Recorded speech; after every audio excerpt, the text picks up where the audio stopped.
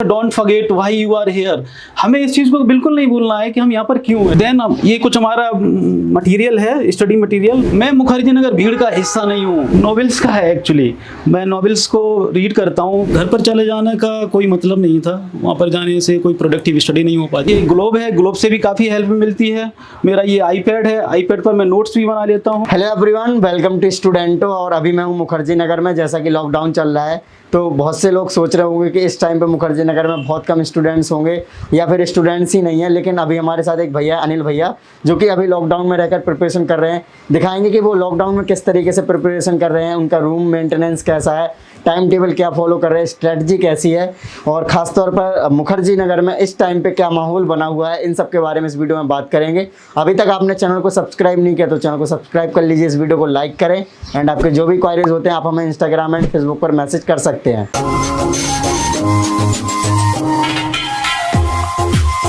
Hello friends, मेरा नाम अनिल कुमार है। मैं उत्तर प्रदेश के जिला एटा से बिलोंग करता हूँ। मैं यहाँ दिल्ली में मुखर्जी नगर में 2018 से तैयारी कर रहा हूँ। आइए आज मैं आपको अपने रूम की शेयर कराता हूँ। मैंने रूम को किस प्रकार से सेट किया है वो सारी चीज़ें मैं आपको दिखा रहा हूँ वन बाई वन। सबसे पहले मैंने यहाँ पर माँ सरस्वती की एक फ़ोटो लगा रखी है। और माँ सरस्वती की फ़ोटो आप सभी जानते हैं, माँ सरस्वती एक विद्या की देवी है, तो इनसे काफ़ी मोटिवेशन भी मिलता है। उसके बाद मैंने यहाँ पर एक मैप लगा रखा है। ये लोकेशन के लिए काफ़ी प्रिपरेशन में काफ़ी बेनिफिशियल है। जैसे अभी करंट में सुएज कैनाल का इशू रहा है। ये सुएज कैनाल मेडिटेरेनियन सी और रेड सी को कनेक्ट करती है, ठीक है। साथ ही साथ ये हॉर्न ऑफ अफ्रीका है, ठीक है। ये इसमें कुछ कंट्रीज़ हैं, Djibouti, Eritrea, Ethiopia and Somalia. तो ऐसे मैंने ये इसको लगा रखा है। इससे क्या अपडेट रहते हैं और न्यूज़पेपर में जो भी करंट में रहता है कोई भी लोकेशन, उसको हम इस पर देख लेते हैं, तो काफ़ी कुछ अच्छा प्रिपरेशन में काफ़ी हेल्पफुल होता है। इसके बाद मैंने ये कुछ ये लगा रखा है इसमें, how to succeed in life. तो ये मैं फॉलो करने की कोशिश करता हूँ, काफ़ी फॉलो करने की कोशिश करता हूँ। जैसे टॉक सॉफ्टली, कोशिश करता हूँ मैं सॉफ्टली बात करूँ, eat sensibly and breathe deeply, sleep sufficiently, dress smartly, act fearlessly, work patiently. ये स्टूडेंट, ये सबसे बहुत इंपॉर्टेंट है, क्योंकि यूपीएससी की जर्नी एक ऐसी जर्नी है जो बहुत एग्जॉस्टिव जर्नी है। इसमें अगर आपके अंदर पेशेंस नहीं होगा तो आप इस एग्जाम को क्लियर नहीं कर पाएंगे। तो वर्क पेशेंटली ये बहुत ज़रूरी है। Think creatively. एक्चुअली यूपीएससी जो जिस प्रकार के क्वेश्चन करता है वो बहुत ही डायनेमिक क्वेश्चन होते हैं, तो हमें कहीं ना कहीं क्रिएटिव बनना पड़ेगा। क्रिएटिव थिंकिंग होना बहुत ज़रूरी है। साथ ही साथ अर्न ऑनेस्टली, ये तो बहुत सभी के लिए अप्लाई होता है। Save regularly, spend intelligently. Actually student life में ये सारे इशूज रहते हैं कि हमारे घर से इतना पैसा नहीं, एक लिमिटेड ही पैसा मिलता है, तो उसको हमें इंटेलिजेंटली स्पेंड करना होता है। और सेव रेगुलरली, कोशिश करते हैं हम पैसे को थोड़ा सेव भी करके रखें, कभी इमरजेंसी में काम आए। इसके बाद हमने भोले बाबा का ये लगा रखा है, इनसे भी हमें मोटिवेशन मिलता है काफ़ी। थोड़ा सा स्पिरिचुअलिज्म की तरफ थोड़ा होना चाहिए। इसके बाद मैंने ये कुछ स्टिकर लगा रखे हैं जिसमें कुछ किए बिना ही जय जयकार नहीं होती, कोशिश करने वालों की कभी हार नहीं होती। ये हरिवंश राय बच्चन जी का है, तो इससे काफ़ी मोटिवेशन मिलता है कि जब तक हम कुछ करेंगे नहीं तब तक हमें उसका परिणाम नहीं मिलेगा। देन इसके बाद इसमें स्टिकर में don't forget why you are here. हमें इस चीज़ को बिल्कुल नहीं भूलना है कि हम यहाँ पर क्यों हैं। हमें सदैव अपने गोल की तरफ, हमारे अपने लक्ष्य की तरफ नज़र लगाए रखनी है और हमें अपना काम ऑनेस्टली करते रहना है। मैं मुखर्जी नगर भीड़ का हिस्सा नहीं हूँ। मैं मुखर्जी नगर की जो भीड़ है, यहाँ पर लाखों बच्चे प्रिपरेशन करते हैं, मैं उसका हिस्सा नहीं बनना चाहता। मैं इसके बाद it always seems impossible until it is done.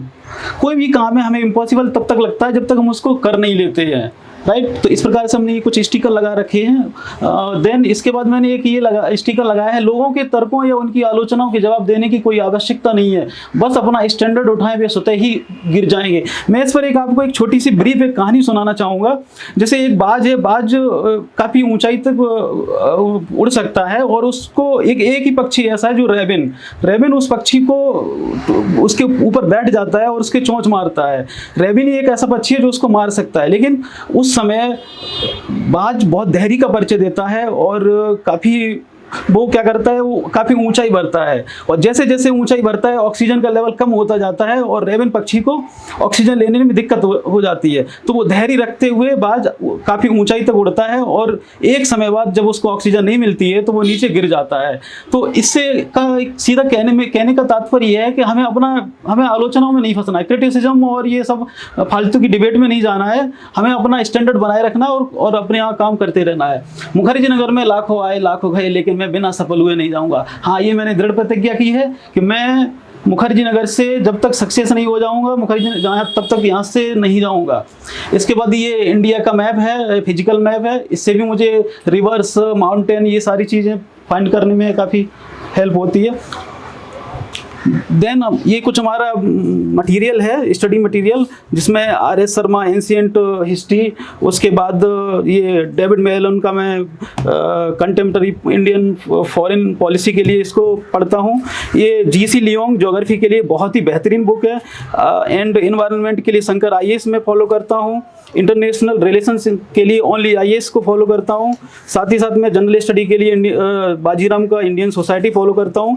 Monthly एक मैगजीन, विजन मैगजीन, और उसके बाद योजना मैगजीन को फॉलो करता हूँ मैं, योजना एंड कुरुक्षेत्र। इसके बाद ये कुछ practice test, history and art and culture के प्रैक्टिस सेट्स हैं जो दृष्टि आई.ए.एस. निकालता है इंग्लिश में। काफ़ी अच्छा कंपाइलेशन है इसका, इससे बहुत हेल्प होती है एग्जाम में, बहुत सारे क्वेश्चन पूछे भी जाते हैं इससे। इसके बाद इंडियन पॉलिटी का ये एम लक्ष्मीकांत का क्वेश्चन बैंक है, जो एम लक्ष्मीकांत की बुक है इंडियन पॉलिटी की, उसके जितने भी चैप्टर हैं उससे रिलेटेड इसमें क्वेश्चंस दिए हुए हैं, जो काफ़ी जैसे उसका फर्स्ट चैप्टर है हिस्टोरिकल बैकग्राउंड, तो हिस्टोरिकल बैकग्राउंड से रिलेटेड क्वेश्चंस दिए हुए हैं, इसके पीछे इसके आंसर्स भी हैं। ठीक है। देन ये ग्लोब है, ग्लोब से भी काफ़ी हेल्प मिलती है। मेरा ये आईपैड है, आईपैड पर मैं नोट्स भी बना लेता हूँ, ऑनलाइन नोट्स मैं बनाता हूँ।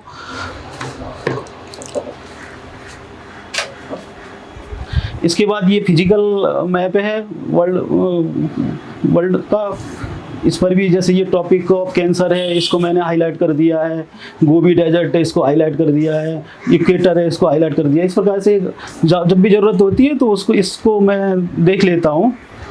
इसके बाद ये जो सेक्शन है, ये सेक्शन नॉवेल्स का है। एक्चुअली मैं नॉवेल्स को रीड करता हूँ, fiction and non fiction novels. इसका डायरेक्टली बेनिफिट तो यूपीएससी में नहीं है, लेकिन इनडायरेक्टली बेनिफिट हमें ऐसे में ज़रूर होता है।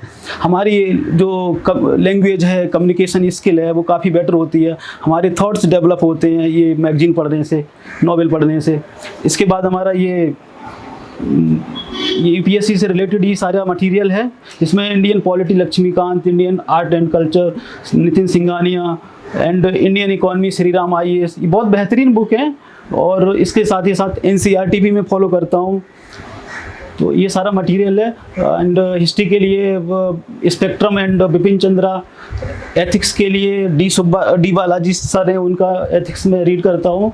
और इंटरनल सिक्योरिटी के लिए ये विपुल कुमार सर हैं, उनका इंटरनल सिक्योरिटी में रीड करता हूँ।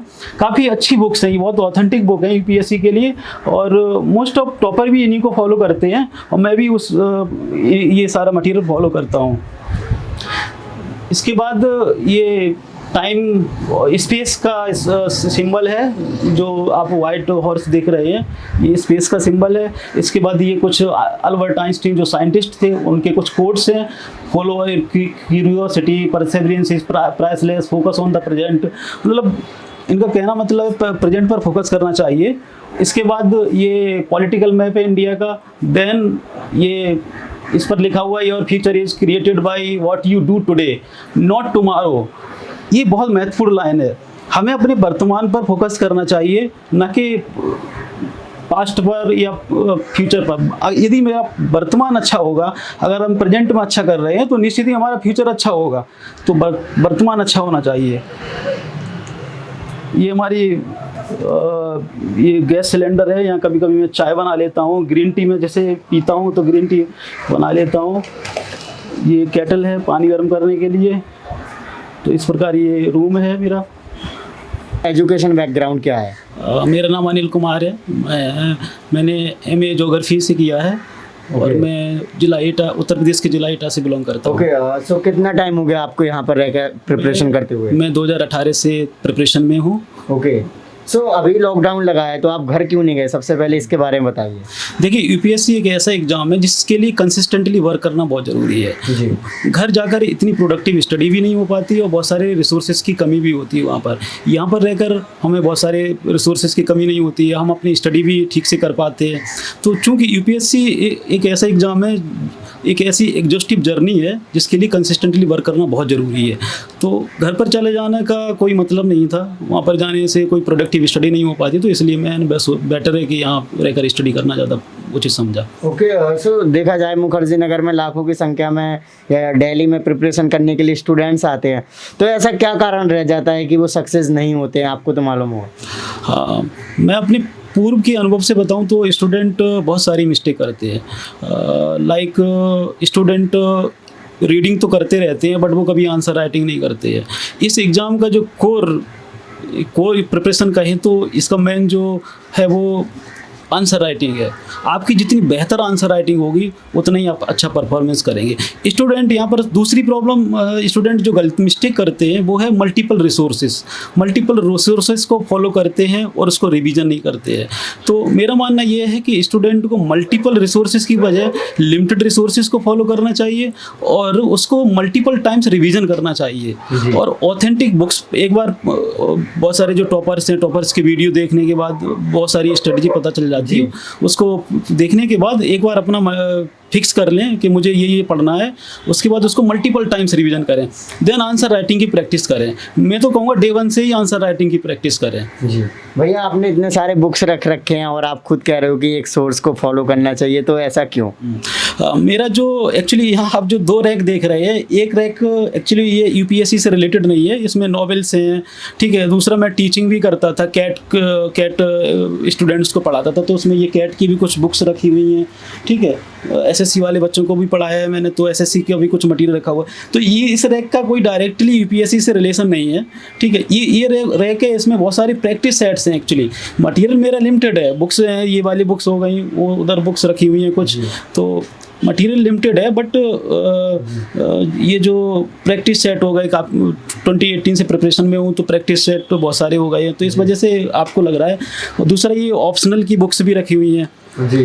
तो इसका यूपीएससी से डायरेक्टली कोई लिंक नहीं है। अगर देखा जाए इस टाइम पे लॉकडाउन लग गया है और मुखर्जी नगर में काफ़ी प्रॉब्लम्स हो रही होंगी, तो इस टाइम पे क्या प्रॉब्लम्स हो रही हैं? और आपके फ्रेंड्स वगैरह थे इस बिल्डिंग में, कितने लोग बचे हैं या फिर आप अकेले बचे हो बिल्डिंग में, क्या माहौल है? मोस्ट ऑफ फ्रेंड्स तो चले ही गए हैं, बट कुछ फ्रेंड्स हैं जो अभी भी प्रिपरेशन में हैं।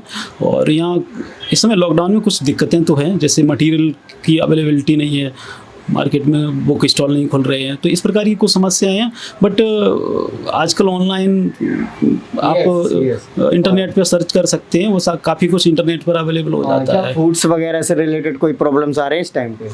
नहीं, ऐसी कोई प्रॉब्लम नहीं आ रही। फ्रूट्स मार्केट में मिल रहे हैं, सारे जो भी जनरल स्टोर भी खुल रहे हैं और फ्रूट्स भी सारे, सब कुछ मिल रहा है। ऐसी कोई इशू नहीं है ऐसा। ओके, सो जब से लॉकडाउन लगा है तो आपकी स्टडी में कोई इजाफा हुआ है या फिर पहले की तरह नॉर्मल चल रही है?